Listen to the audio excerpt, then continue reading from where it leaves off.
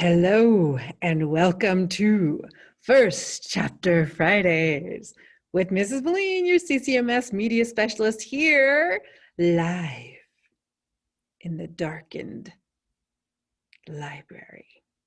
It's October. You know what that means? It means horror stories. That's what I'm going to be sharing with you all month long. Scary stories that I love to share with you that hopefully you'll check out that will scare you just a bit. Maybe. I love scary stories, don't you? Well, this week I have one favorite book, Anna Dressed in Blood by Kendare Blake. Blake. Anna Dressed in Blood. Let me share with you what it says on the back of the cover here. It's kind of dark, so let me take my time. Just your average boy meets girl. Girl kills people story. Cass Lowood has inherited an unusual vocation. He kills the dead. So did his father before him, until his gruesome murder by a ghost he sought to kill. Now, armed with his father's mysterious and deadly athame, Cass travels the country with his kitchen witch mother and their spirit-sniffing cat. Together, they follow legends and local lore, trying to keep up with the murderous dead, keeping pesky things like the future and friends at bay. When they arrive in a new town in search of a ghost the locals call Anna Dressed in Blood, Cass doesn't expect anything outside of the ordinary. Track, hunt, kill. What he finds instead is a girl entangled in curses and rage, a ghost like he's never faced before. She still wears the dress she wore on the day of her brutal murder in 1958. Once white, but now stained red and dripping with blood. Since her death, Anna has killed any and every person who has dared to step into the deserted Victorian she used to call home. And she, for whatever reason, spares his life. Anna Dressed in Blood. Kind of reminds me of a series that I used to watch with my daughters. What's the name of that series? Gotta think of it. I'll let you know if I think of it. But here we go. Ready for the first chapter? I am. Let me share with you. Through the magic of Amazon allowing us to read the first chapter together, Anna Dressed in Blood. This is available on our school website. In fact, I've got the copy in my hand right now. So if you just search the title, Anna Dressed in Blood or Blake, you should be able to find it. Chapter 1. The grease-slicked hair is a dead giveaway. No pun intended. So is the loose and faded leather coat, though not as much as the sideburns. And the way he keeps nodding and flicking his Zippo open and closed in rhythm with his head. He belongs in a chorus line of dancing jets and sharks. Then again, I have an eye for these things. I know what to look for because I've seen just about every variety of spook and specter you can imagine. The hitchhiker haunts a stretch of winding North Carolina road, bordered by unpainted split rail fences and a whole lot of nothing. Unsuspecting drivers probably pick him up out of boredom, thinking he's just some college kid who reads too much Kerouac. My gal, she's waiting for me, he says now in an excited voice, like he's going to see her the minute we crest the next hill. He taps the lighter hard on the dash twice, and I glance over to make sure he hasn't left a ding in the panel. This isn't my car, and I've suffered through 8 weeks of lawn work for Mr. Dean, the retired Army colonel who lived down the block just so I could borrow it. For a 70-year-old man, he's got the straightest back I've ever seen. If I had more time, I could have spent a summer listening to his interesting stories about Vietnam. Instead, I cleared shrubs and tilled an 8x10 plot for new rose bushes while he watched me with a surly eye, making sure his baby would be safe with a 17-year-old kid in an old Rolling Stone t-shirt and his mother's gardening gloves. To tell the truth, knowing what I was going to use the car for, I felt a little guilty. It's a dusk blue 1969 Camaro Rally Sport, mint condition, drives smooth as silk and growls around curves. I can't believe he let me take it, yard work or no. But thank God he did, because without it, I would have been sunk. It was something the hitchhiker would go for, something worth the trouble of crawling out of the ground. She must be pretty nice, I say, without much interest. Yeah, man, yeah, he says. And for the 100th time since I picked him up 5 miles ago, I wonder how anyone could possibly not know that he's dead.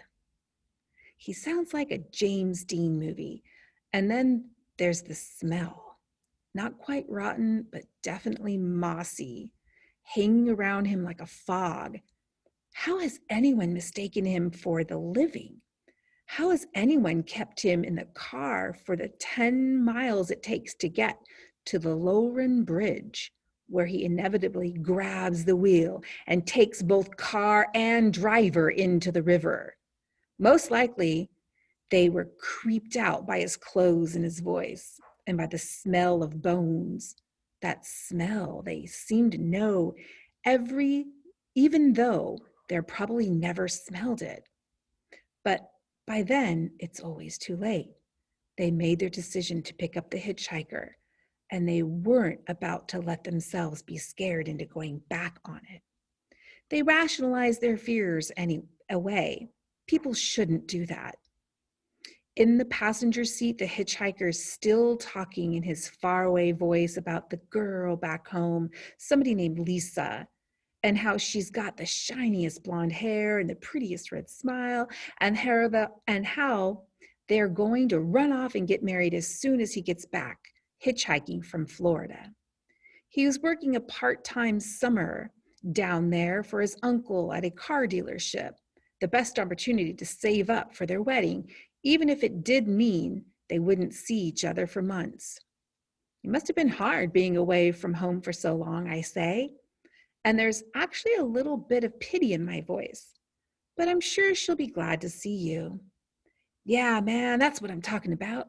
I've got everything we need right in my jacket pocket. We'll get married and move out to the coast.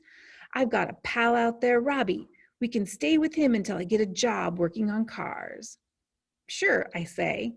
The hitchhiker has his sadly optimistic look in his face, lit up by the moon and the glowing dashlight.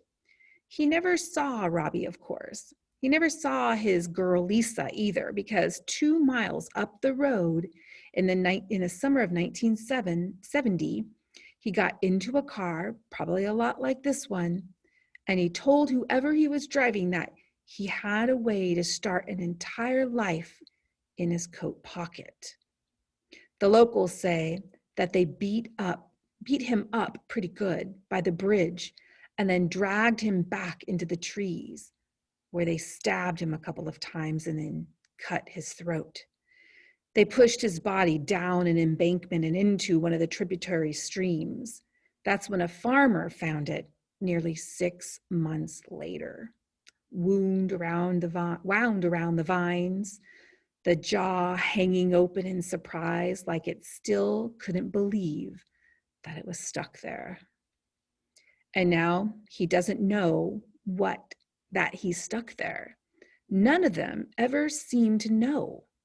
Right now, the hitchhiker is whistling and bobbing along to non-existent music. He probably still hears whatever they were playing the night they killed him. He's perfectly pleasant. a nice guy to ride with. But when we get to that bridge, he'll be as angry and as ugly as anyone you've ever seen. It's reported that his ghost, dubbed originally as the Country 12 hitchhiker, has killed at least a dozen people and injured another 8. But I can't really blame him. He's never made it home to see his girl, and now he doesn't want anyone else to get home either. We pass mile marker 23. The bridge is less than 2 minutes away. I've driven this road almost every night since we moved here in hopes that I would catch this thumb in my headlights, but I had no luck, not until I got behind the wheel of the rally sport. Before this it was just half a summer of the same damn road, the same damn blades tucked under my leg. I hate it when it's like that, like some kind of horribly extended fishing trip.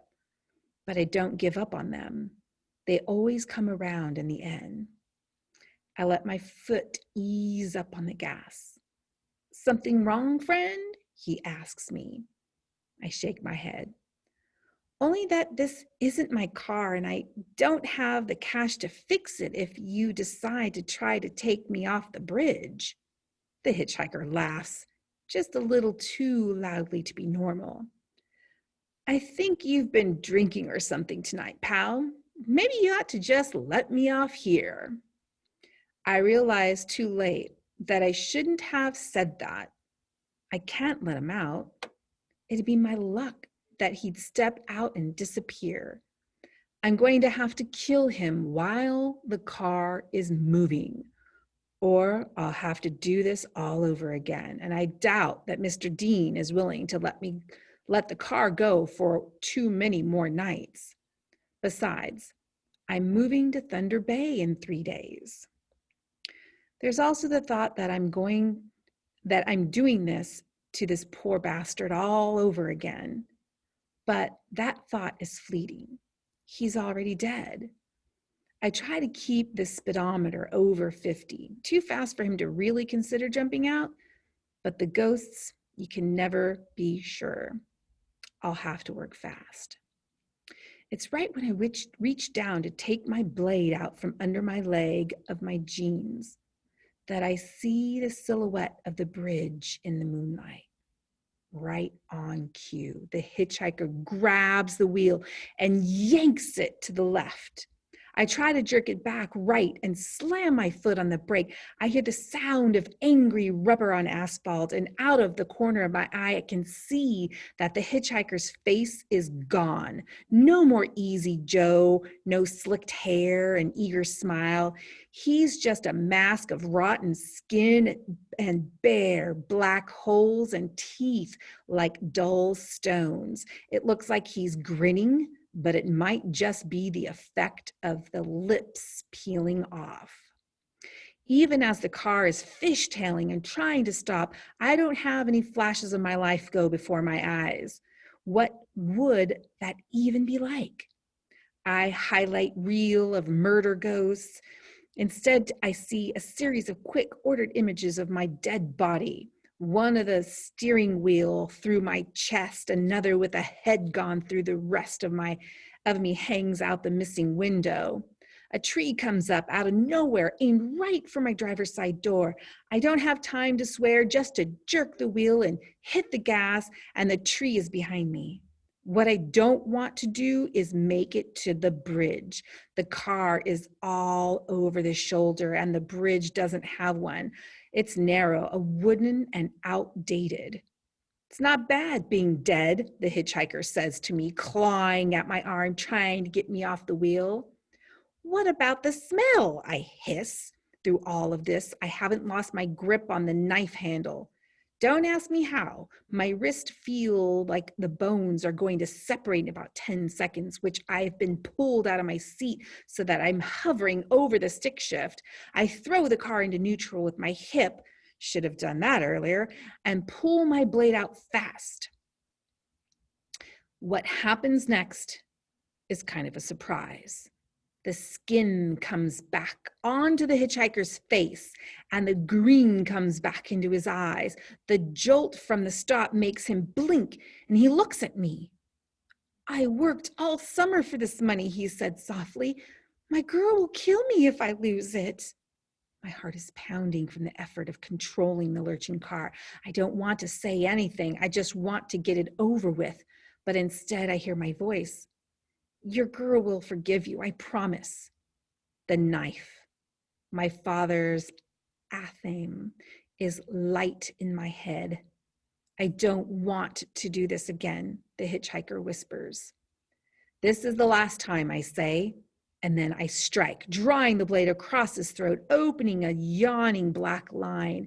The hitchhiker's fingers come up to his neck, then try to press the skin back together, but something as dark and thin as oil floods out of the wound and covers him, bleeding not only down over his vintage era jacket, but also up over his face and eyes and into his hair.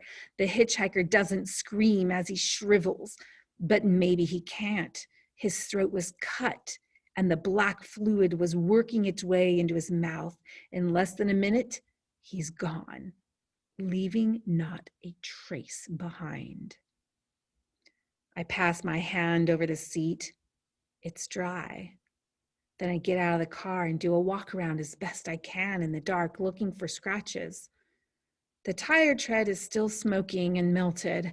I can hear Mr. Dean's teeth grinding. I'm leaving town in 3 days, and now I'll be spending at least one of them putting on new set of Goodyears. Come to think of it, maybe I shouldn't take the car back until the new tires are on. Chapter 2 is coming up next. What will our Cass Lowood be chasing after next in Anna Dressed in Blood? We know that he meets Anna, the dead ghost in the Victorian. How does it end? You'll need to check it out. Anna Dressed in Blood is available on Destiny Discover. Just log in and you will be able to place it on hold. It's also available in different formats. If you have gotten your Alameda County Library card, just go to aclibrary.org and you can check it out there too. Can't wait to next week when I preview another October hunt with you. But for now, have a great weekend. Happy First Chapter Fridays to you. Enjoy your time. I will see you next week.